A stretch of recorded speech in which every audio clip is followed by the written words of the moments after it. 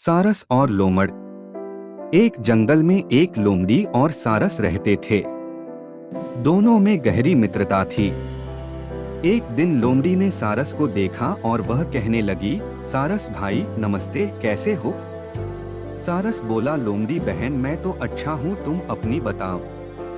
लोमड़ी को शरारत सूझी और वह कहने लगी, सारस भाई मैं तुम्हें अपने घर दावत पर बुलाना चाहती हूँ, कल तुम मेरे घर भोजन करने आना।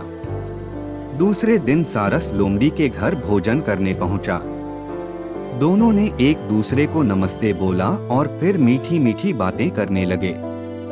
कुछ देर बाद लोमड़ी दो परातों में बहुत पतली खिचड़ी बना कर ले आई और वह सारस से बोली, सारस भाई आओ खाना खाएं।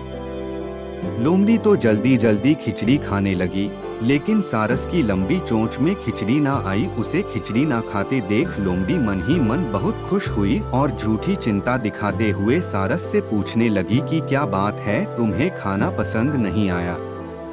सारस लोमड़ी की चालाकी समझ गया और थोड़ी देर बात करने के बाद उसने लोमड़ी को बोला कि कल तुम भी मेरे घर खाने पर जरूर आना लोमड़ी बहन। लोमड़ी ने कहा, हाँ मैं जरूर आऊंगी।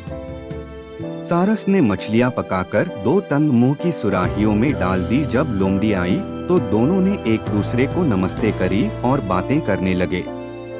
कुछ देर बाद सारस सुराही उठा लाया। वह लोमड़ी को कहने लगा, बहन आओ मिलकर मछलियां खाएं। इतना बोलकर उसने अपनी चोंच सुराही में डाल दी। वह मजे से मछलियां खाने लगा। लोमड़ी का इतना बड़ा मुंह सुराही के छोटे से मुंह में जा ही नहीं पा रहा था। वह सारस का मुंह देखती रह गई। अब सारस समझ गई कि लोमड़ी ने अपना बदला ले लिया है। कहानी की सीख, जैसे को तैसा।